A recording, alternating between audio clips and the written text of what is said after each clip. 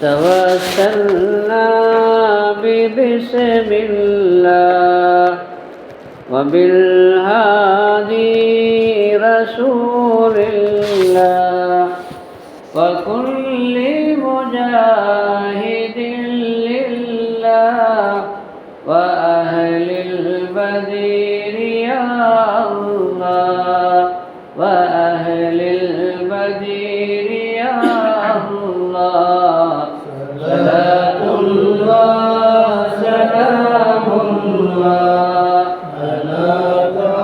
على رسول الله صلاة الله سلام الله على ياسين حبيب الله على ياسين حبيب الله إلهي سلم الأمة من الآفات والنقمة ومن هم ومن غمة بأهل البدير يا الله بأهل البدير يا الله صلاة الله سلام الله على رسول الله صلاة الله سلام الله على ياسين حبيب الله على ياسين حبيب الله إلهي نجنا وكشف جميع أذية وصرف مكائد العدا والطر بأهل البدير يا الله بأهل البدير يا الله صلاة الله سلام الله على رسول الله صلاة الله سلام الله على ياسين حبيب الله على ياسين حبيب الله. السلام عليكم ورحمة الله وبركاته. وعليكم السلام ورحمة الله. الحمد لله رب العالمين عدد خلقه وزنة عرشه ورضا نفسه ومداد كلماته. سبحانك لا علم لنا إلا ما علمتنا إنك أنت العليم الحكيم. اللهم صل على سيدنا محمد وعلى آل سيدنا محمد وبارك وسلم عليه. أشهد أن لا إله إلا الله وأستغفر الله وأسألك الجنة وأعوذ بك من النار. அளவற்ற அருளாளன் நிகரற்ற அன்புடையவன் எல்லாம் வல்ல அல்லாஹுவின் திருப்பெயரால் துவக்கம். அல்லாஹுவை பயந்து நடந்து கொள்ளும்படி வாழ்வின் எல்லா நிலைகளிலும் தக்வாவுடைய வாழ்க்கையை மேற்கொள்ளும்படி முதலாக எனக்கும் உங்களுக்கும் உபதேசம் செய்து கொள்கிறேன். ரப்புல் ஆலமீன் நம்மையும் நம்மை சார்ந்தவர்களையும் அவனால் கபூல் செய்யப்பட்ட அவனது ரிலாவை பெற்ற நல்லோர்கள் நாதாக்கள் பாக்கியவான்கள் கூட்டத்தில் சேர்த்தருள் புரிவானாக. அவனால் நிராகரிக்கப்பட்ட அபாக்கியவான்கள் கூட்டத்தில் சேர்க்காதிருப்பானாக. கண்மணி நாயகம் ரசூலே கரீம் ஸல்லல்லாஹு அலைஹி வஸல்லம் அவர்களோடு நம்மை சங்கமிக்க செய்வானாக. துன்யா கபுல் ஆகிரா. அல்ஹம்துலில்லாஹ், ரமலானுடைய கடைசி பத்தில் நிறைவு கட்டத்தில் நாம் இருந்து கொண்டிருக்கிறோம். அருமை நாயகம் ரசூலே கரீம் ஸல்லல்லாஹு அலைஹி வஸல்லம் அவர்களுக்கு எத்தனையோ பெயர்கள் இருந்தாலும் பிரபல்யமான பேர் எனது முஹம்மது ரசூலுல்லாஹ் ஸல்லல்லாஹு அலைஹி வஸல்லம். அந்த பேர் குர்ஆன் ஷரீஃபில் 4 இடத்திலே இடம்பெற்றிருக்கிறது. அதில் 3 இடங்களை நாம் பார்த்து விட்டோம். இப்பொழுது ஒரே ஒரு இடத்தை நாம் பார்க்க வேண்டும். وما محمد إلا رسول قد خلت من قبله الرسول أفإن مات أو قتل انقلبتم ومن ينقلب على عقبيه فلن يضر الله شيئا وسيجزي الله الشاكرين என்று அல்லாஹ் இந்த வசனத்திலே சொல்கிறான். ஆலு இம்ரான் சூராவில் அல்லாஹ் இந்த வசனத்தில் முஹம்மது ஸல்லல்லாஹு அலைஹி வஸல்லம் அவர்கள் ஒரு தூதர் தான். தூதரை தவிர அவர்கள் வேறொன்றும் இல்லை. அது ஹலத்து மின் கப்லிஹி ருசுல், அவர்களுக்கு முன்னரும் பல ரசூல்மார்கள் இந்த உலகத்தை விட்டு சென்றிருக்கிறார்கள். அதே மாதிரி இந்த முஹம்மதும் ஒரு நாள் அவர்களுடைய நேரம் காலம் முடிகிற பொழுது இந்த உலகத்தை விட்டு என்ன செய்வார்கள், மறைந்து விடுவார்கள். ஒருவேளை அவர்கள் மூத்தாகிவிட்டாலோ, அஃபைன் மாத்த அவர்கள் மூத்தாகிவிட்டாலோ, அவ் குத்தில அல்லது ஷஹீதாக்கப்பட்டு விட்டாலோ, இன்கலத்தும் அல்ல அக்காபிக்கும், இந்த மார்க்கத்தை விட்டு போயிடுவீங்களோ, தீனுல் இஸ்லாத்தை விட்டு நீங்கள் ஓடிடுவீங்களா என்று கேட்டுவிட்டு சொல்கிறான். அவன் என் கலிப்பாட ஆக்கபை, அப்படி யாராவது முகமது ரசூலுல்லாஹ் இல்லை போயிட்டாங்க என்று சொல்லி அவர்கள் இந்த தீனை விட்டும் மதம் மாறி வேறு மார்க்கத்துக்கு வேறு மதத்திற்கு போயிட்டார், வலையவூர்லா செய்யா, அதனால் அல்லாஹ்வுக்கு ஒரு பாதிப்பும் இல்லை. அல்லாஹ்வுக்கு அவர்கள் எந்த ஒரு வகையிலையும் எந்த பாதிப்பையும் அவர்களால் நிச்சயமாக என்ன செய்ய மாட்டாங்க, ஏற்படுத்த மாட்டாங்க. இப்போ செய்தில்லா ஒரு ஷாக்கிரீன், அதே நேரத்தில் அல்லாஹ்வை கொண்டு ஈமான் கொண்டு அந்த அல்லாஹ்வுடைய தூதர் முஹம்மது ரசூலுல்லாஹி ஸல்லல்லாஹு அலைஹி வஸல்லம் அவர்களை முழுமையாக ஒழுங்காக முறையாக எப்படி நம்ப வேண்டுமோ அப்படி நம்பி ஈமான் கொண்டு சத்திய இஸ்லாத்தில் அவர்கள் இருந்தாலும் அவர்கள் இறந்தாலும் அவர்கள் இருக்கிற பொழுதும் இந்த உலகத்தை விட்டு மறைந்த பிறகும் யார் இந்த தீனிலே நிலைத்திருப்பார்களோ அத்தகைய நன்றி உள்ளவர்களுக்கு அல்லாஹ் சிறந்த கூலியை கொடுப்பார். யார் இந்த மதத்தில் இஸ்லாமிய மார்க்கத்தில் நிலைத்திருப்பார்களோ அவர்களுக்கு அல்லாஹ் சிறந்த கூலியை கொடுப்பான். அவர்களை அல்லாஹ் நன்றி உள்ளவர்கள் என்று அல்லாஹ் சொல்றார். இந்த வசனம் எப்பொழுது இறங்கியது என்றால், எந்த பின்னணியில் இந்த வசனம் அருளப்பட்டது என்றால், உஹது போர்க்களத்தினுடைய பின்னணியில் அதனுடைய முடிவில் இந்த வசனம் இறங்கியது. பொதுவாக பெருமானார் ஸல்லல்லாஹு அலைஹி வஸல்லம் அவர்களுடைய வாழ்க்கையை நீங்கள் படித்து பார்த்தால் நடைபெற்ற எல்லா சம்பவங்களும் சில விஷயங்கள் முன்னறிவிப்புகளாக இருக்கும், சில விஷயங்கள் ரிஹர்சலாக இருக்கும், சில விஷயங்கள் அந்த வாழ்க்கையில் நடந்த அந்த சம்பவங்கள் எல்லாம் திட்டமிட்டு ஏற்பாடு செய்யப்பட்ட நிகழ்வுகளாக இருக்கும். எதுவுமே எதேச்சையாக நடைபெற்ற நிகழ்வு அல்ல. எல்லா மனிதர்களுக்கும் இது பொருந்தும் என்றாலும் பூமா நபி ஸல்லல்லாஹு அலைஹி வஸல்லம் அவர்களுக்கு இது ரொம்ப ரொம்ப பொருந்தும். ஏன்னா பூமா நபி ஸல்லல்லாஹு அலைஹி வஸல்லம் ரிமோட் கண்ட்ரோல் யார்கிட்ட இருக்குது? அல்லாஹ்ட்ட இருக்குது. அவன் அந்த ரிமோட்டை வச்சு எப்படி நகர்த்துகிறானோ எப்படி திருப்புகிறானோ அப்படித்தான் யார் திரும்புவார்கள்? ரசூலுல்லாஹி ஸல்லல்லாஹு அலைஹி வஸல்லம் திரும்புவார்கள்.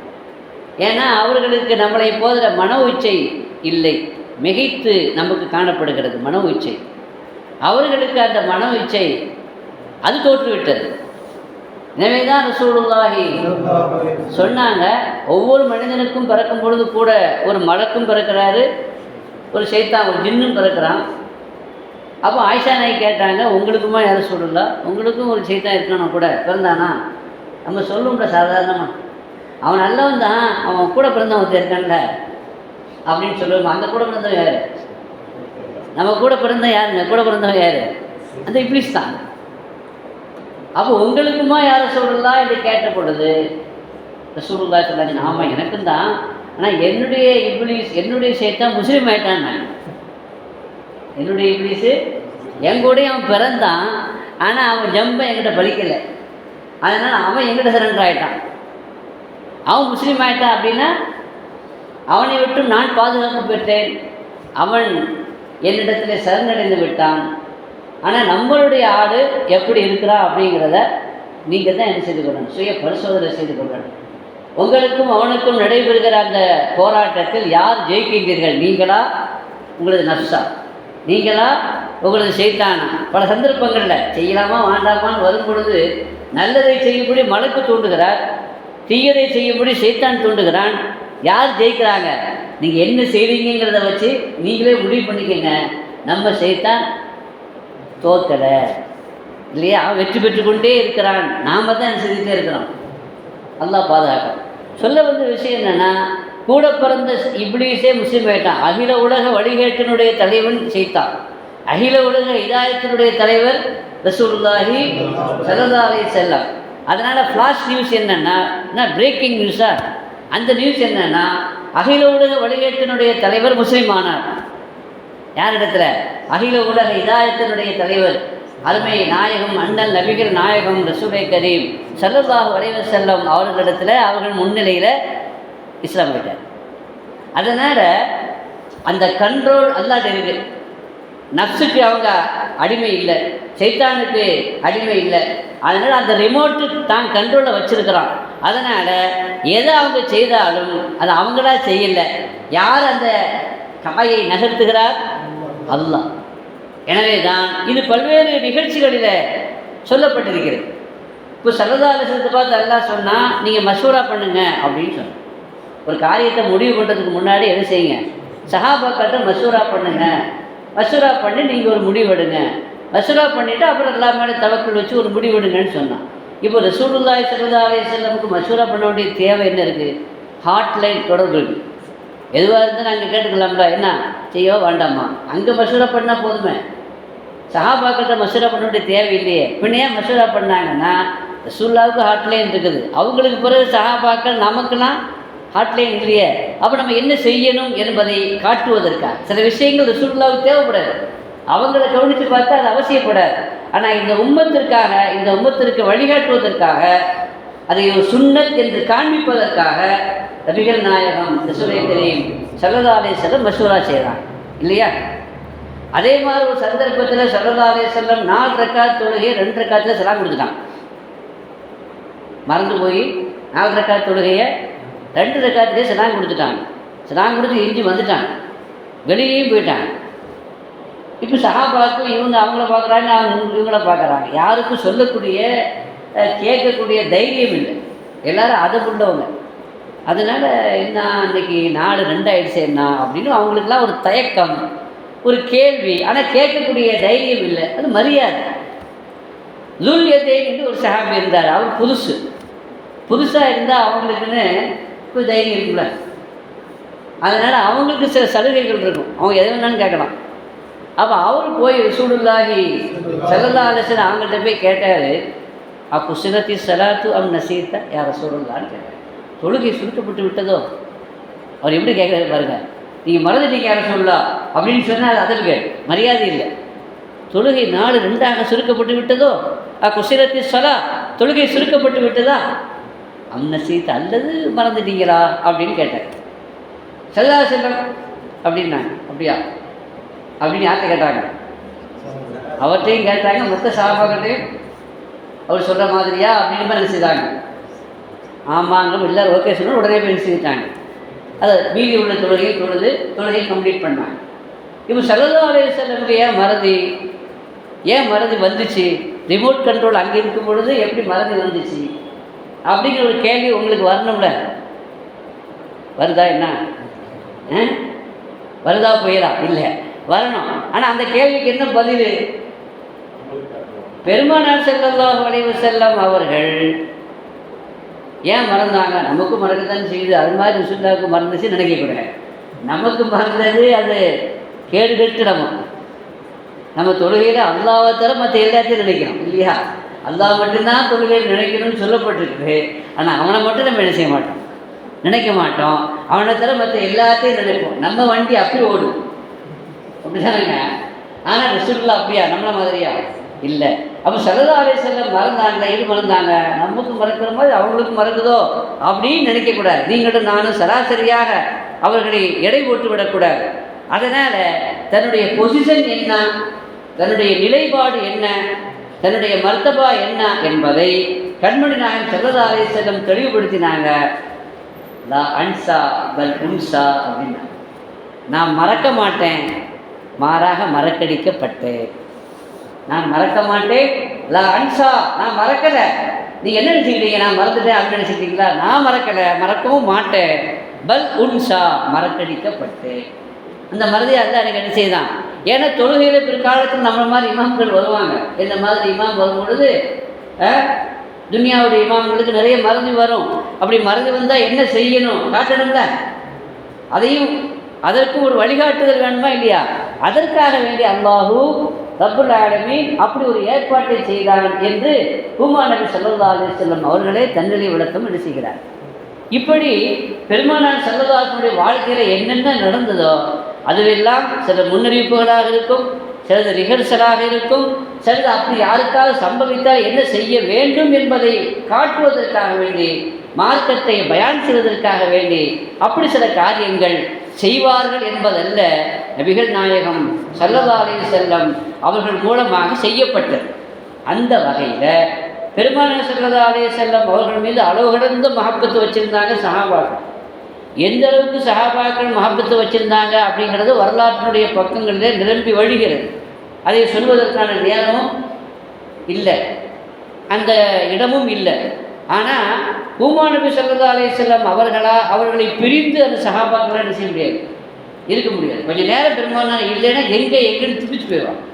எங்கேன்னு பல சந்தர்ப்பங்கள் நடந்திருக்குது. ஸல்லல்லாஹு அலைஹி வஸல்லம் எண்ணி போயிட்டாங்க, ஒரு சமயம் வரல, நீண்ட நேரம் ஆயிடுச்சு, எங்கே போனாங்க, ஏன் இன்னும் வரல அப்படின்னு எல்லாருக்கும் ஒரு கவலை. ஏன்னா பெருமானாருக்கு என்ன ஆனதோ ஏதானதோ பல வகைகளும் சுற்றி எதிர்ப்பு இருக்குதுல்ல, எதிரிகள் இருக்கிறாங்கல்ல. யூதர்கள் கங்கணம் கட்டி கொண்டு இருக்கிற ஆளை சோழி முடிக்கிறதுக்கு. அப்போ அந்த யூதர்கள் நிரம்பி இருக்கிற அந்த மதீனாவில் எங்கே போனாங்க அப்படின்னு கவலை. எல்லாரும் ஒவ்வொரு பக்கம் அடிச்சுதாங்க, தேடி போனாங்க என்று வரலாறு வருகிறது. இப்படி பெருமானார் ஸல்லல்லாஹு அலைஹி வஸல்லம் அவர்களை பிரிஞ்சு இருக்க முடியாது சஹாபாக்கள். ஒரு சஹாபி மிட் நைட்டில் வர்றாரு, என்ன அப்படின்னு கேட்குறாங்க. உங்கள் ஞாபகம் வந்துருச்சு அதை சொல்லலாம், தூக்கம் வரல, வந்துட்டேன். மதினால கடுமையான குளிர், அந்த குளிர் எங்கூட்டு குளிர் உங்கூட்டு குளிர் இல்லை, பார்த்தவங்களுக்கு தெரியும், அப்படி குளிர். அந்த குளிரில் பெருமானோட ஞாபகம் வந்துருச்சா, காதலியுடைய ஞாபகம் வந்த மாதிரி இருக்குது இல்லை. நைட் நேரத்தில் தூக்கம் வரலன்னா என்னங்க அர்த்தம்? நம்ம காதலியுடைய ஞாபகம் வந்தால் தூக்கம் வராதுல்ல. ஆமாம் தானேங்க. எனக்கு காதலி இல்லைன்னு நினைக்காதீங்க, எல்லாருக்கும் ஒரு காதலி இருப்பாங்கள்ல, இருக்க மாட்டாங்க? உங்களுக்கு இல்லையா? யார்? அம்மா. சபாஷ்.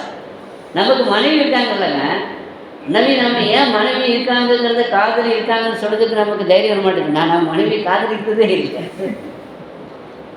மனைவியை காதலிச்சா தானே மனைவி நம்ம காதலியாக நாம் நடக்கும் இல்லையா? என்னைக்காவது நீங்கள் மனைவியை பார்த்து ஐ லவ் யூ சொல்லியிருக்கிறா? சொல்லியிருக்கிறாங்க? இது வரைக்கும் யாராவது சொல்லியிருக்கீங்களா அவங்க மனைவி பார்த்து ஐ லவ் யூன்னு சொல்லியிருக்கீங்களா? ஆனால் ரசூலா சொல்லியிருக்காங்க ஸல்லல்லாஹு அலைஹி வஸல்லம், ஆயிஷா நாயை பற்றி சொல்கிறாங்க, ஐ லவ் யூ யா ஆயிஷா, வல்லாஹி இன்னி லஉஹிப்புகி யா ஆயிஷா. ஆயிஷா நம்ம விளக்கம் சொல்லணும் எப்படி ஐ லவ் யூ ஆயிஷான்னு சொன்னாங்க. நீங்கள் என்னைக்காவது உங்கள் மனைவி பார்த்து பேரை சொல்லி ஐ லவ் யூன்னு சொல்லியிருக்கீங்களா? சொல்லாட்டா போய் சொல்லுங்க. இன்னைக்காவது போய் சொல்லுங்கள் என்ன ஆச்சுன்னு கேட்பாங்க. ஒழுங்காக தானே இருந்தீங்க, நல்லா தானே இருந்தீங்க, இன்னைக்கு என்ன ஆச்சு, திடீர்னு புதுசாக ஐ லவ் யூன்னா சொல்கிறீங்களா என்னான்னு கேட்பாங்க. நம்ப மாட்டாங்க, கேள்வி பண்ணிட்டீங்களான்னு கேட்பாங்க. சொல்ல வந்த விஷயம் யாரை பார்த்து ஐ லவ் யூ சொல்லக்கூடாதோ அவங்கள பார்த்து ஐ லவ் யூ சொல்கிறோம், சொல்லியிருப்போம். ஆனால் யாரை பார்த்து சொல்லணுமோ அவங்கள்ட்ட நம்ம என்ன செய்யறதில்ல, ஐ லவ் யூ சொல்கிறதில்லை. இதுதான் நம்ம கதை, நம்ம நிலை. நல்லா பாதுகாக்கட்டும். சொல்ல வந்த விஷயம்னா, ஆக பெருமானார் ஸல்லல்லாஹு அலைஹி வஸல்லம் மேலே சஹாபாக்கள் அப்படி தன்னோட காதலியை விட அதிகமாக நேசித்தார். அவங்கள பிரிஞ்சு என்ன செய்ய முடியாது, அவங்களால இருக்க முடியாது. அதனால தான் ஒரு சஹாபி வந்தார், சௌபான் ரலியல்லாஹு அன்ஹு, சோகமாக வந்தார். என்னது? ரொம்ப சோகமாக வந்தார். என்ன சௌபான் ரொம்ப சோகமாக இருக்கீங்க அப்படின்னு கேட்டாங்க. இல்லை திடீர்னு உங்கள் ஞாபகம் வந்துச்சு. நீ ஞாபகம் வந்தால் அதுக்கான சோகமாக இருக்க என்ன அப்படின்னு கேட்டாங்க. அப்போ சொன்னாங்க, இல்லை உங்கள் ஞாபகம் வந்துச்சு, இப்போ திடீர்னு உங்கள் ஞாபகம் வந்துட்டுனா அவங்கள பார்க்காம என்னால் இருக்க முடியல, உடனே ஓடோடி வருகிறேன், பள்ளிவாசலுக்கு வருகிறேன், உங்களை பார்க்கிறேன், தரிசித்து விட்டு சென்று விடுகிறேன். எனக்கு ஆகிரத்துடைய சிந்தனை வந்துச்சு. ஆகிரத்தில் ஒருவேளை நான் சொர்க்கத்துக்கே போனாலும், எனக்கு சொர்க்கம் நசீபானாலும், உங்கள் ஸ்தானம் என்ன, என்னுடைய ஸ்தானம் என்ன? நான் சராசரி அதாவது கடைநிலை ஊழியன் தானே. அப்போ எனக்கு ஒரு வேளை அல்லாஹ் சொர்க்கத்தை கொடுத்தாலும் லோ கிளாஸ் தானே கொடுப்பான். உங்களுக்கு சொர்க்கத்தில் அல்லாஹ் ஹை கிளாஸ், உயர்ந்த மருத்துவம் நீங்கள் இருப்பீங்க. அப்போ சொர்க்கத்தில் உங்களை நான் பார்க்க முடியுமோ முடியாதோ, சந்திக்க முடியுமோ சந்திக்க முடியாதோ, நான் சொர்க்கத்திலேயே இருந்தால் கூட உங்களை பார்க்கலன்னா உங்களை பார்க்காத சொர்க்கம் அது சொர்க்கமான்னு கேட்டேன். உங்களை பார்க்காத சொர்க்கம் அது சொர்க்கமே இல்லை. நான் யோசனை பண்ணி பார்த்தேன். நம்மளால் ரசூலுல்லாஹ் இங்கே இருக்கிறோம், பார்க்குறோம், உடனே வந்து பார்க்குறோம், யாவும் வந்தால் உடனே வர்றோம். அங்கே வந்து யாவும் வந்தாலும் பார்க்கணும்னு நினச்சாலும் பார்க்க முடியுமா என்னன்னு தெரியலையே. அவங்க அங்கே இருப்பாங்க, நம்ம இங்கே இருப்போமே என்று ஞாபகம் வந்த பொழுது எனக்கு துக்கம், எனக்கு கவலை தொற்றி கொண்டது. யார் சொல்லுங்கள் உடனே அதெல்லாம் ஆயிட்டு சஹாபாக்களுடைய அந்த உணர்வை மதிக்கக்கூடியவன் அல்லாஹ், மதிக்கக்கூடியவங்க தான் அல்லாஹ்வும் ரசூல். ومن يطع الله والرسول فاولئك مع الذين انعمت عليهم من النبيين والصديقين والشهداء والصالحين وحسن اولئك رفيقا ذلك الفضل من الله وكفى بالله عليما. அல்லாஹ் சொன்னா அல்லாஹ் ரசூலுக்கு முழுமையாக ஒழுங்காக வழிபட்டால் அவர்கள் நாளை அல்லாஹுவால் அருள் செய்யப்பட்ட நபிமார்கள், சித்தீகீன்கள், சுஹதாக்கள், நல்லோர்கள், நாதாக்கள் கூட என்ன செய்வாங்க இருப்பாங்க என்று அந்த ஆயத்திறக்கலாம் இல்லையா. இப்படி சஹாபாக்கள் பெருமானாருடைய ஞாபகம் வந்து விட்டால் பார்க்காம இருக்க முடியாது, பிரிவாங்களாம் என்ன செய்ய முடியாது, தாங்க முடியாது. அவ்வளோ மஹப்பத், அவ்வளோ அன்பு, பாசம். அப்படிப்பட்ட அந்த சஹாபாக்கள் பெருமானார் ஸல்லல்லாஹு அலைஹி வஸல்லம் ஒரு காலம் வரும் பொழுது, நேரம் வரும் பொழுது, அவங்களுடைய தவணை முடியும் பொழுது இந்த உலகத்தை விட்டு போய்த்தானே ஆகணும், மௌத்தாகி தானே தீரணும். அப்படி மௌத்தாகிவிட்டால் சஹாபாக்களை தாங்கிக் கொள்ள முடியுமா? அந்த பிரிவை தாங்கிக் கொள்ள முடியுமா? முடியாது. அப்போ அதனால் ஒன்றாவது ரசூலுல்லாஹ் வஃபாத் ஆகுவாங்களா ஆக மாட்டாங்களாங்கிறது அவங்களுக்கு புரிய வைக்கணும்ல. ரசூலுல்லாஹ் வஃபாத் ஆகுவாங்க, ரசூலுல்லாஹ் வஃபாத் ஆகுவாங்க அப்படிங்கிறத ரிஹர்சல் பண்ணணும். உலகத்திலேயே அப்படி ஒரு நிகழ்ச்சியை ரசூலுல்லாஹ் வஃபாத் ஆகுவாங்க அந்த உண்மையை சஹாபாக்களுக்கு புரிய வைக்கணும். அப்படி ஒரு ரிஹர்சல் நடந்தது உஹது யுத்தத்தில். அதற்கான ஒரு ரிஹர்சல் நடந்தது. என்ன நடந்துச்சு? அந்த யுத்தத்தினுடைய வரலாறு நீண்டது, நிறைய செய்திகளை கொண்டது. அந்த யுத்தத்தில் சஹாபாக்களுக்கு, முஸ்லீம்களுக்கு ஆரம்பத்தில் பெரிய வெற்றி கிடைச்சு, மகத்தான வெற்றி. அந்த மகத்தான வெற்றி கடைசியில் போருடைய அந்த திசை மாறிவிட்டது. ஏன்னா ரசூலுல்லாஹி ஸல்லல்லாஹு அலைஹி வஸல்லம் சஹாபாக்களை போரில் வழி நடத்துவாங்க. அப்போ ஒரு அம்பு எறிவதில் வல்லவர்களான ஒரு 50 சஹாபாக்களை ஒரு கணவாயில் நிப்பாட்டியிருந்தாங்க. மலையினுடைய ஒரு கணவாயில் நிப்பாட்டியிருந்தாங்க. அவங்களுக்கு உத்தரவிட்டாங்க, நீ இங்கே தான் நிற்கணும். எதிரிகள் வந்தால் அவர்களை அம்பெய்து அவர்களை தடுக்க வேண்டும். அவர்கள் வந்தால் அவர்களை இங்கே உள்ளே வரவிடாமல் நீங்கள் என்ன செய்யணும்? முஸ்லீம் படையை பாதுகாக்கணும். இதுதான் அவங்க பொறுப்பு. எங்களை பற்றி நீங்கள் பார்க்கவே கூடாது. நாங்கள் வெற்றி பெற்றாலும் நீங்கள் இன்னும் வரக்கூடாது, நாங்கள் தோற்றாலும் பரவாயில்ல, உங்களுக்கு அதை பற்றி என்ன இல்லை, சிந்தனை இல்லை, நீங்கள் எங்கே தான் இருக்கணும், அதை விட்டு ஓடிடக்கூடாது என்று உத்தரவு போட்டிருந்தாங்க. யார்? ஸல்லல்லாஹு அலைஹி வஸல்லம். ஆனால் உஹது போர்க்களத்தில் முஸ்லீம்களுக்கு வெற்றி கிடைச்சது. முஸ்லீம்களுடைய அந்த வெற்றி, முஸ்லீம்களுடைய அந்த வீர தீரம், அது நின்று தாக்கு பிடிக்க முடியாமல் காஃபிர்கள் ஓடி போயிட்டாங்க. எல்லாரும் சாமான்களை, ஆயுதங்கள்லாம் அப்படி விட்டுட்டு உயிர் விளைச்சா போதும் அப்படின்னு நினச்சிதாங்க. எல்லாரும் ஓடி போயிட்டாங்க. எல்லாரும் ஓடி போன பிறகு அப்போ போர்க்களத்தில் முஸ்லிம்களுடைய அந்த பொருட்கள் எல்லாம், கனீமத் பொருட்கள் எல்லாம் யார் கைவசம் வந்து விட்டது? காஃபிர்களுடைய அந்த விட்டு சென்ற அந்த பொருட்கள், கொள்ளை பொருட்கள் முஸ்லிம்களுடைய கைவசம் வந்து விட்டது. யாருமே இல்லைன்னா ஓடி போயிட்டாங்க.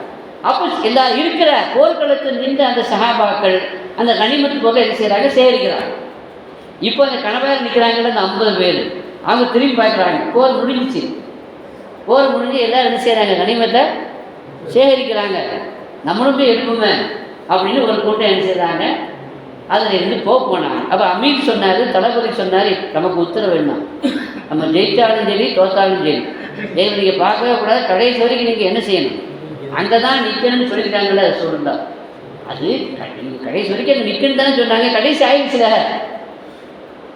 இனிமேல் நிற்க வேண்டிய தேவையில்லை. பெரும்பாலான பேர் அங்கேயும் வந்துட்டாங்க. கனிமத்து பொருளில் சில பேருக்கு கனிமத்து பொருளுடைய அந்த ஆசையில் அல்லது கனிமத்து பொருளை நம்மளும் சேர்ந்து எழுப்போங்கிற ஒரு ஆர்வத்தில் அந்த இடத்தை விட்டும் நகர்ந்து களத்துக்குள்ளே நினைச்சிருக்காங்க, வந்துட்டாங்க. காஃபிர்கள் தோற்று போய் ஓடி போனாங்கல்ல, அதில் குதிரைப்படை வீரருடைய தளபதியாக இருந்தால் காலித் இப்னு வலீத் ரலியல்லாஹு அன்ஹு பிற்காலத்தில் ஆயிட்டார். அப்போ அவர் மிகப்பெரிய வீரர். அந்த வீரர் எங்கே இருந்தார்? காபிர்களுடைய படையில் குதிரைப்படை வீரர்களுடைய தளபதியாக அவர் இருந்தார். அவரும் ஓடி போயிட்டார். ஓடி போய் பார்த்தா அந்த கணவாயில் ஆள் ரொம்ப கம்மியாக நிற்கிது. முதல்ல நிறைய பேர் இருந்தாங்க, முதல்ல வந்தாங்க அந்த வழியாக உள்ளே போகலாம்னு வந்த பொழுது அங்கே நின்று கொண்டிருந்த சஹாபாக்கள் அம்பெய்து விரட்டி விட்டாங்க. அப்போ கொஞ்சம் கூட்டம் அதிகமாக இருந்துச்சு. அப்போ இந்த வழியாக என்ன செய்ய முடியாது, உள்ளே போய் தாக்குதல் நடத்த முடியாது என்பதை விளங்கி கொண்ட காலித் இப்னு வலீத் போயிட்டார். ரெண்டாவது பார்த்தா கூட்டம் ரொம்ப கம்மியாக இருக்குது. முதல்ல இருந்த கூட்டம் இல்லை. அப்போ நினச்சாரு கூட்டம் கம்மியாக இருக்குது, இப்போ இவங்களோட என்ன செய்தரலாம், நம்ம சாதித்தரலாம், சாய்த்து விடலாம் என்று நினைத்து இங்கே இருந்தவங்க கொஞ்சம் பேர் தான் இருந்தாங்க. 2 பேருக்கும் ஃபைட் நடந்துச்சு. அந்த ஃபைட்டில் நின்றவங்களையெல்லாம் அவர் ஷஹீதாக்கி பார்த்தா இந்த வாசல் க்ளீன். உடனே சத்தம் போட்ட எல்லாம் இங்கே வாங்க, இந்த வழியாக உள்ளே போய் ஓடுன்னு சொன்ன உடனே அங்கே ஓடி தப்பி போனவங்களெல்லாம் திரும்பி அந்த காலியாக இருந்த அந்த கணவாய் வழியாக உள்ளே ஏறி அடர்ந்தேறி உள்ளே புகுந்து எதிர்பாராம சஹாபாக்கள் இந்த கனிமத்து பொருளை தேடிக்கொண்டு இருக்கிறப்போ திடீர் அட்டாக் பண்ணிட்டாங்க. திடீர் அட்டாக் பண்ணதில் கிட்டத்தட்ட 70 பேர் மொத்தத்தில் ஷஹீதாயிட்டாங்க. யாரு? சஹாபாக்கள் 70 பேர் ஷஹீதாயிட்டாங்க. இவ்வளோ மிகப்பெரிய அந்த தோல்விக்கு காரணம் என்ன? நபியினுடைய ஒரு உத்தரவை மீறினது தான் அதுக்கு காரணம் என்பது நமக்கு எல்லாம் தெரியும். இப்படிப்பட்ட நிலையில் அல்லோட கல்லோடப்பட்டுருச்சு. போர்க்களம் அல்லோடப்பட்ட உடனே மிகப்பெரிய கொந்தளிப்பு. எந்த அளவுக்கு திடீர் தாக்குதல் நடத்தினோட சில பேர் ஓடி போயிட்டாங்க. எந்த அளவுக்கு ஓடி போயிட்டாங்க அப்படின்னா ரசூலுல்லாஹ்விலிருந்து ஓடி போயிட்டாங்க. ஓடி போன உடனே சல்லாஹ் தனியாக நிற்கிறாங்க. ஆனால் ஒரு சில சஹாபாக்கள் மட்டும் கூட என்ன செய்கிறாங்க, தல்ஹா போன்ற சஹாபாக்கள் மட்டும் பெருமானார் கூடவே என்ன செய்கிறாங்க, கடைசி வரைக்கும் நிற்கிறாங்க. மற்றவங்கள்லாம் ஓடி போகணும் போகல. போர்க்களத்தினுடைய அந்த நிலை மாறினால என்ன செய்யணும்னு தெரியாமல் தற்காத்துக் கொள்வதற்காக வேண்டி சில பேர் மதீனாவுக்கு போய் சேர்ந்துட்டாங்க. சில பேர் போகலை, ஆங்காங்கே மலைகளில் ஏறி நிற்கிறாங்க. சில பேர் ஒதுங்கிட்டாங்க. இப்படிப்பட்ட நிலையில் தனியாக இருக்கிறாங்க. யார்?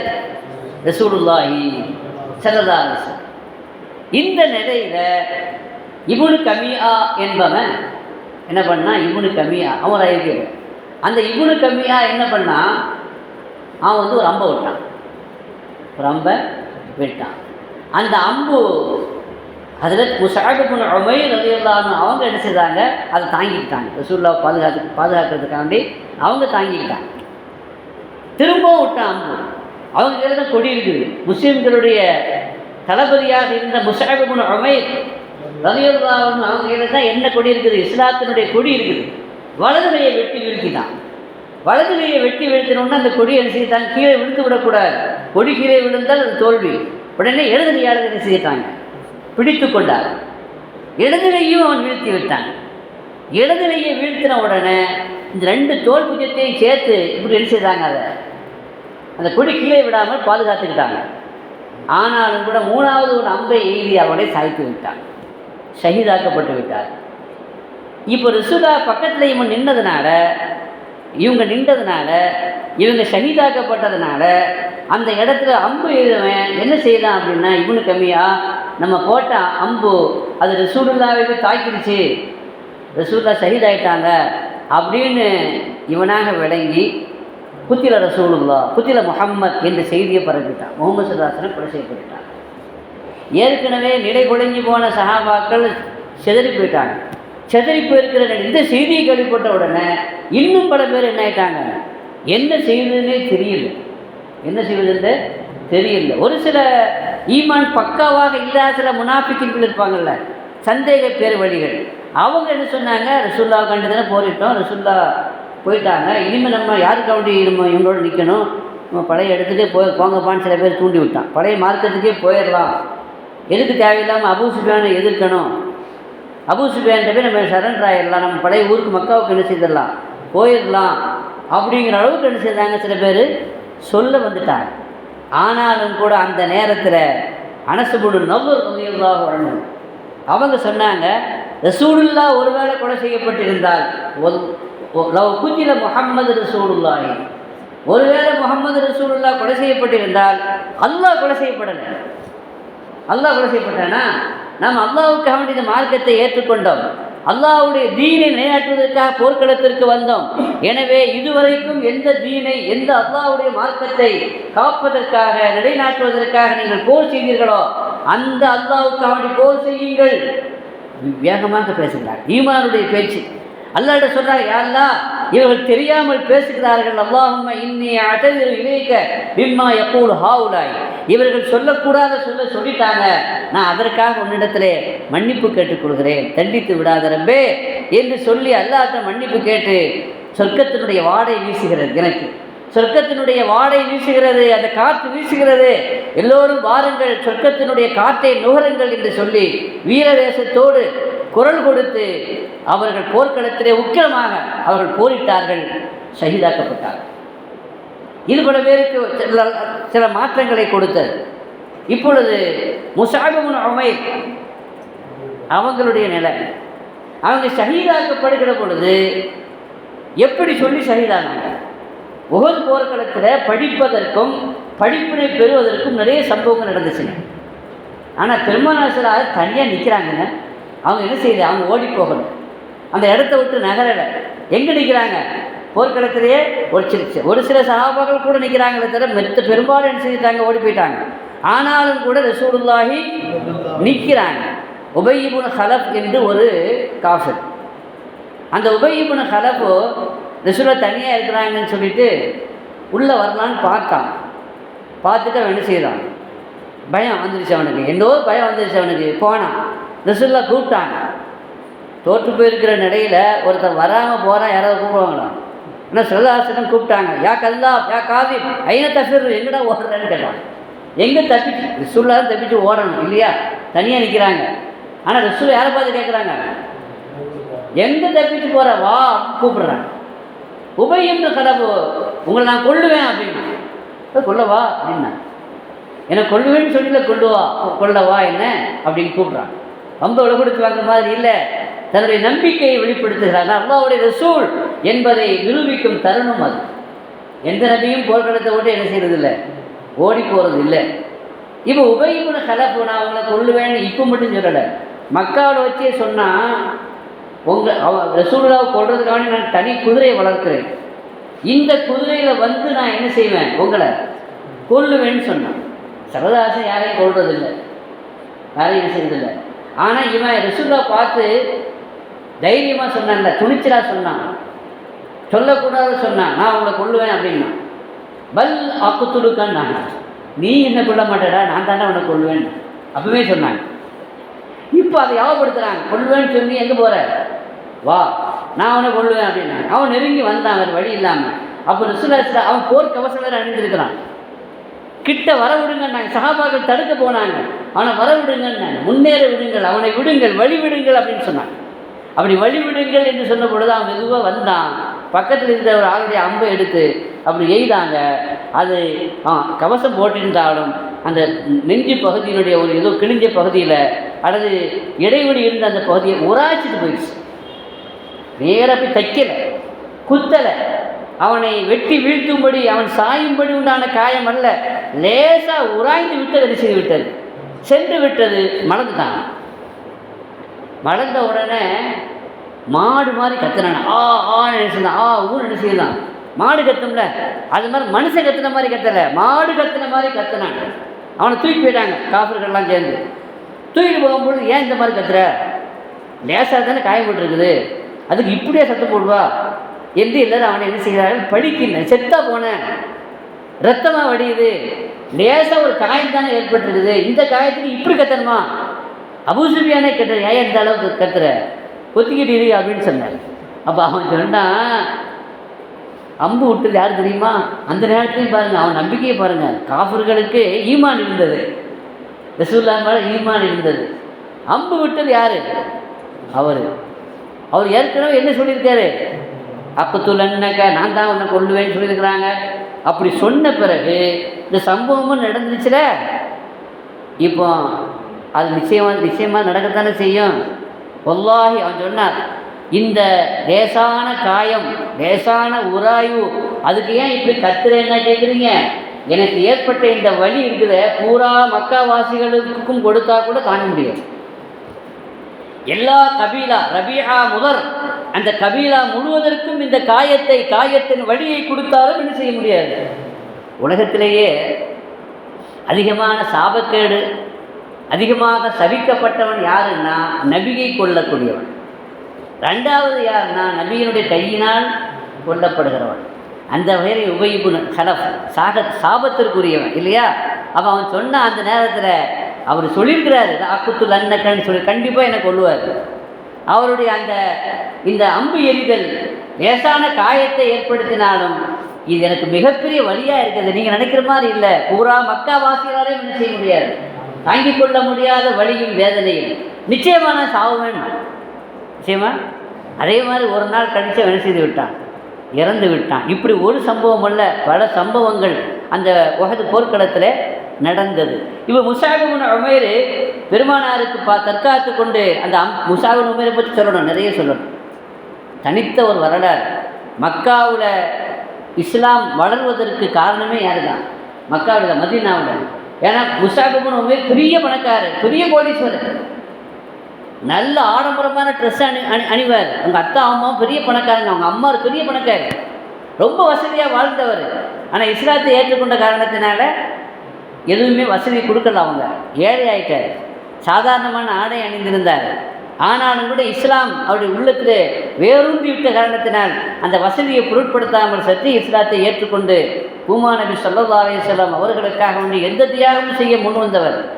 மதீனாவில் இருந்து சஹாபாக்கள் அன்சாரிகள் இஸ்லாத்தை ஏற்றுக்கொள்வதற்கு பையத்து செய்ய வந்த பொழுது பெருமானார் ஸல்லல்லாஹு அலைஹி வஸல்லம் இஸ்லாத்தை பற்றி எடுத்துச் சொல்வதற்கு யாரை அனுப்புனாங்க?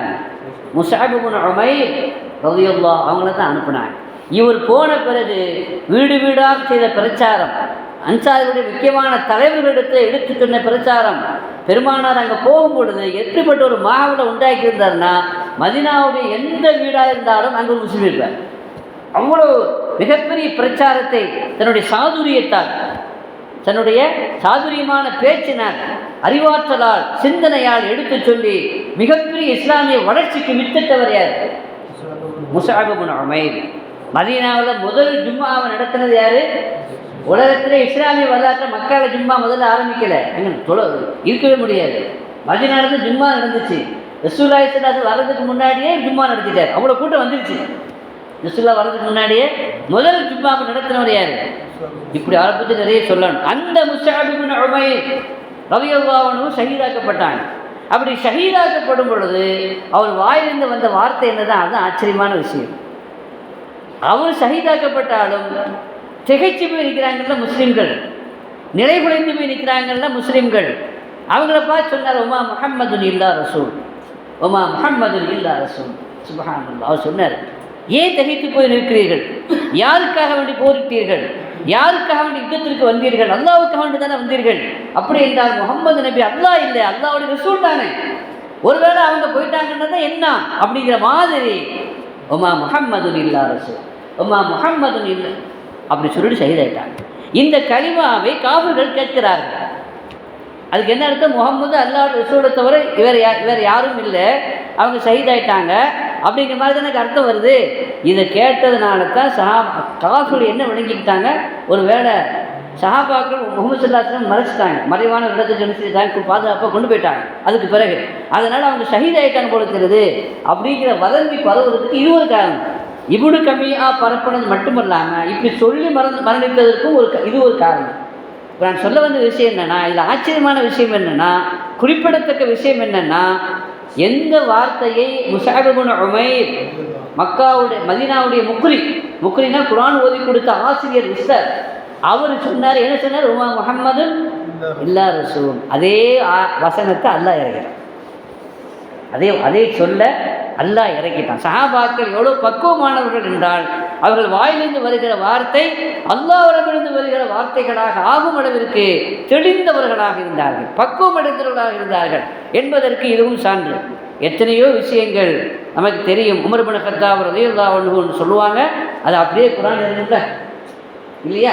அதே மாதிரி முஸஅப் இப்னு உமைர் வாயிலிருந்து வந்த அந்த வார்த்தை அப்படியே குர்ஆனுடைய ஆயத்தாக இறங்கியது. அப்போ அல்லாஹ் சொன்னா, உமா முஹம்மதுன் இல்லா ரசூல், முஹம்மது ஸல்லல்லாஹு அலைஹி வஸல்லம் ஒரு தூதர் தான். இந்த பாருங்க, முஹம்மது அல்லாஹ்னு யாருமே நாமும் சொல்லலை, யாரும் சொல்லலை. நம்ம என்ன சொல்கிறோம்? முகமது அல்லான்னு சொல்கிறோமா? எப்படி சொல்கிறோம்? ரசூலுல்லான்னு தான் சொல்கிறோம். ரசூலுல்லான்னா என்ன அர்த்தம்? அல்லாஹ்வுடைய தூதர். அப்போ அல்லாஹ் இல்லை. அல்லாஹ்வுடைய தூதர் அப்படின்னா இப்போ அல்லாஹ் இல்லைன்னு அர்த்தம். கலமும் ஜெய்தின், ஜெய்துடைய பேனான்னா ரெண்டு ஒன்றா? ஜெய்து வேறு, பேனா வேறு. கிதாபு ஜெய்தின், ஜெய்துடைய புக்கு அப்படின்னா புக்கு வேறு. அதே மாதிரி ரசூலுல்லா, அல்லாஹ்வுடைய ரசூல் அப்படின்னு சொன்னாலே அது தௌஹீதுக்கு மாற்றமானது இல்லை என்பதை நிலைநாட்டக்கூடிய ஒரு சொற்றொடர், ஈமானியத்தான ஒரு சொல் அது ரசூலுல்லா. அதைத்தான் அல்லாஹ் எங்கே சொல்லுகிறான்? அல்லாஹ்வுடைய ரசூல் தான் முஹம்மது.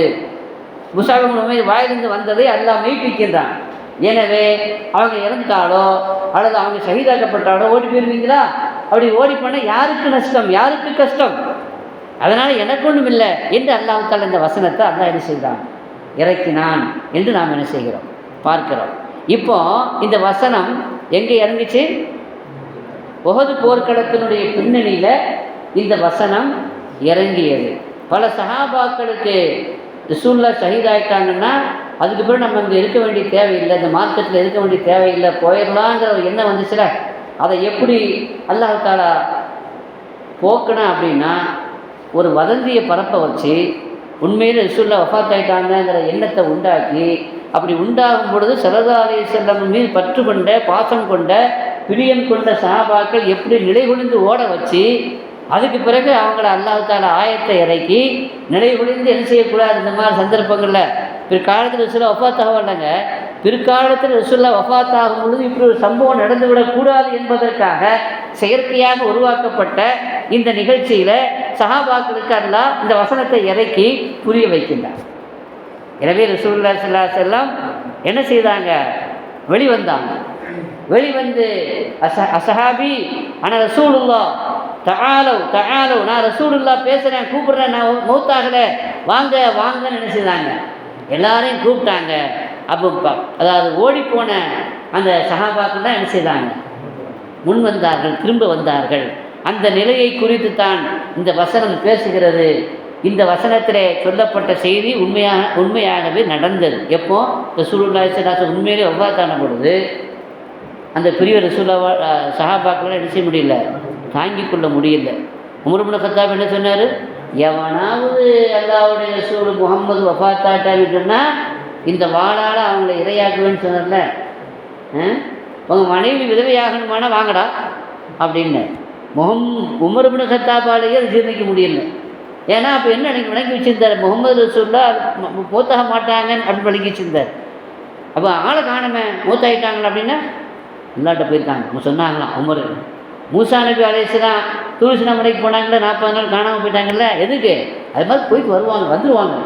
அதனால் எவனாவது என்ன செய்யக்கூடாது. உஸ்மான் இப்னு அஃபானுக்கு என்னாச்சு? மூச்செய்தி கேட்டு அதிர்ச்சியாகி அவர் பேச முடியாத ஊமையாயிட்டார். என்ன பேசுறதுன்னு அவருக்கு தெரியல. சில பேருக்கு பைத்தியம் முடிச்சிச்சு. அலி ரலியல்லாஹு அன்ஹு கால் ஊனமாயிடுச்சு, நடக்க முடியல. இப்படி பல பேர் நிலைகுலிஞ்சு போயிட்டாங்க. சஹாபாக்கள் நிலைகுலிஞ்சு போன அந்த நேரத்தில் உறுதியாக நின்ற ஒரே ஒரு சஹாபியார் சையதுனா அபூபக்கர் சித்தீக் ரலியல்லாஹு. அவங்க அந்த நேரத்தில் வெளியே போயிருந்தாங்க. வர்றாங்க. ஸல்லல்லாஹு அலைஹி வஸல்லம் இந்த நிலைப்பாடு வஃபாத் ஆகிட்டாங்கிற செய்தி எல்லா சஹாபாக்களும் கொந்தளித்து போய் தாங்க முடியாமல் சந்தேகத்தோடு இருக்கிற அந்த நேரத்தில் நேராக ஆயிஷாவுடைய வீட்டுக்கு போகிறாங்க. ஸல்லல்லாஹு அலைஹி வஸல்லம் அவர்களுடைய முபாரக்கான அந்த உடல் அங்கே வைக்கப்பட்டிருக்கிறது. அதை பார்த்துட்டு கண்ணீர் மல்க சொன்னாங்க, முத்தமிட்டாங்க. ஸல்லல்லாஹு அலைஹி வஸல்லம் முத்தமிட்டு சொன்னாங்க, சிபுத்த ஹய்ய மையத்தாயா ரசூலுல்லாஹ், நீங்கள் ஹயாத்தாக இருக்கும் பொழுதும் மனமாக இருந்தீர்கள், மையத்தாக இருக்கும் பொழுதும் மனமாகத்தான் இருக்கிறீங்க என்று சொல்லிட்டு பேச முடியாமல் இருந்த, என்ன பேசுறதுன்னு தெரியாமல், என்ன முடிவெடுக்குன்னு தெரியாமல் நடுகுலைந்து இப்போ இந்த சஹாபாக்கள்கிட்ட வந்தாங்க. சஹாபாக்கள்கிட்ட வந்து பேசினாங்க. என்ன பேசினாங்க? மன்கான யாபுது முஹம்மதன் ஃபைன்ன முஹம்மதன் கதுமாத், யாராவது முஹம்மதை வணங்கினால் அவங்க வஃபாத்தாயிட்டாங்க. மன்கான யாபுதுல்லா, அல்லாஹ்வை யாராவது வணங்கி கொண்டிருந்தால் அவன் அல்லாஹ் ஹயாத்தாக தான் இருக்கிறான் என்று சொல்லிவிட்டு அல்லாஹ் எல்லோருக்கும் விதியாக்கின அந்த மௌத்து அல்லாஹ்வுடைய ரசூலுக்கும் அல்லாஹ் தஆலா ஏற்படுத்தி விட்டான். உமர் கொந்தளிச்சிருக்கிறார்ல, யாருக்கும் கட்டுப்பட மாட்டார். இங்கே வந்த உடனே சொன்னாங்க, உமர் உட்காருண்ணா. அபூபக்கருக்கு மட்டும் அவர் என்ன செய்தார்? கட்டுப்பட்டார். அப்போ இந்த ஆயத்தை ஓதுனாங்க, உமா முஹம்மதுன் இல்லா ரசூல் கது கலத்து மின் கப்லிஹி ருசுல் அஃபைம் மாத அவ் குதிரன் கலத்தும் ومن ينقلب على عقبيه فلن يضر الله شيئا وسيجزي الله الشاكرين. இந்த ஆயத்தை என்ன செய்யறாங்க ஓதிக்க. உமர் இப்னு கத்தாப் சொல்றாரு, இப்படி ஒரு ஆயத்து குர்ஆன்ல இருக்குதே எனக்கு மறந்து போச்சு. இப்படி ஒரு ஆயத்து இருக்குதா? இப்படி மரண சமயத்தில் இப்படி ஒரு ஆயத்து தேவைப்படுங்கிறதுக்காக வேண்டி தான் அல்லாஹ் முதல்ல ரிஹர்சல் ஒரு சம்பவத்தை நடத்தி அதற்கு பதிலாக முன்னாடி ஆயத்து இறக்கிட்டான். இந்த ஆயத்து இறங்கின பிறகு தான் பல பேருக்கும் நம்பிக்கையே வந்துச்சு, இப்படி ஒரு ஆயத்து குர்ஆன்ல இருக்குது. அப்போ அல்லாஹ்வுடைய ரசூல் என்ன செய்வாங்க, வஃபாத் ஆகுவாங்க. அபூபக்கருடைய சுபாவம் உங்களுக்குலாம் தெரியுமா, ரொம்ப சாந்த சொரூபி, பேசவே மாட்டாங்க, ரொம்ப அமைதியாக இருப்பாங்க இல்லையா. பொறுமையின் சிகரம், அன்பின் உறைவிடம் அபூபக்கர் சித்திக். ஆனால் அந்த அபூபக்கர் எல்லாரும் நிலையுடைஞ்சு போன சமயத்தில் உறுதியாக இருந்தாங்க. வீரம் எது அப்படின்னா, இது மாதிரியான சமயத்தில் உறுதியாக நிற்கிறது தான் வீரம். அந்த வகையில் உமரை விட வீரம் யாருக்கு தான்? அபூபக்கருக்கு தான். அலியும் அந்த நேரத்தில் உமரும் சஹாபாக்களும் என்ன செய்யும் தெரியாமல் நிலைகுலைந்து போயிருந்த அந்த நேரத்தில் அபூபக்கர் சித்திக்கு மட்டும் நிலை குலையாமல் உறுதியோடு நின்று இந்த தீனை காப்பாற்றினார்கள், இந்த மார்க்கத்தை நிலைநாட்டினார்கள். முஹம்மது யார், அல்லாஹ் யார் என்பதை அவர்களுக்கு வேறுபடுத்தி காட்டி, வித்தியாசப்படுத்தி காட்டி, இந்த மார்க்கத்தில் இஸ்திகாமத்தாக எல்லோரும் இருக்கும்படி கொஞ்சம் சந்தேகமாக வஃபாத்தாக மாட்டாங்க நினைச்சவங்களையும் இங்கே கொண்டு வந்து இந்த மார்க்கத்தை நடைபடுத்தியவர்கள் யார்? நீங்கள் அதுக்கு பிறகு அதுக்கு அடுத்த கலீஃபா வந்தது யார்? அபூபக்கர். சில பேர் ஜக்காத்து கொடுக்க மாட்டேன்னு சொன்னாங்க வஃபாத்துக்கு பிறகு. ரசூலுல்லாஹ் இருந்தாங்க, கொடுத்தோம், இப்போ கொடுக்க தேவைன்னாங்க. போர் செய்வேன்னு சொன்னாங்க. யார் ஜக்காத்து கொடுக்க மறுத்தாங்களோ அவங்களோடு போர் செய்வேன்னாங்க. உமரு கூட கொஞ்சம் பின்வாங்கினாங்க, எல்லோரும் முஸ்லீம்களாக இருக்கிறாங்க, அவங்கள எதிர்த்து எப்படி தியாகம் செய்கிறது, கொஞ்சம் பார்த்து செய்யலாமேன்னாங்க. அஜப்பாருன் ஃபில் ஜாஹிலியா அஹ்வாருன் ஃபில் இஸ்லாம். ஜாஹிலியா காலத்தில் மிகப்பெரிய வீரராக இருந்த இஸ்லாத்தை வந்த உடனே கோழை ஆயிட்டீங்களா உமர் அப்படின்னு சொல்லி ரசூலுல்லாஹி ஸல்லல்லாஹு அலைஹி வஸல்லம் காலத்தில் ஒட்டகத்தினுடைய அந்த கயிறு கொடுக்காதவனை கூட இப்போ நான் ஒட்டகம் தர்றேன் கயிறு தர மாட்டேன்னு சொன்னால் கூட அவனை எதிர்த்து நான் என்ன செய்வேன், சண்டை செய்வேன் என்று சொன்னார். இப்படி உறுதியான நேரத்தில் உறுதியான முடிவை எடுத்தவர்கள் யார்?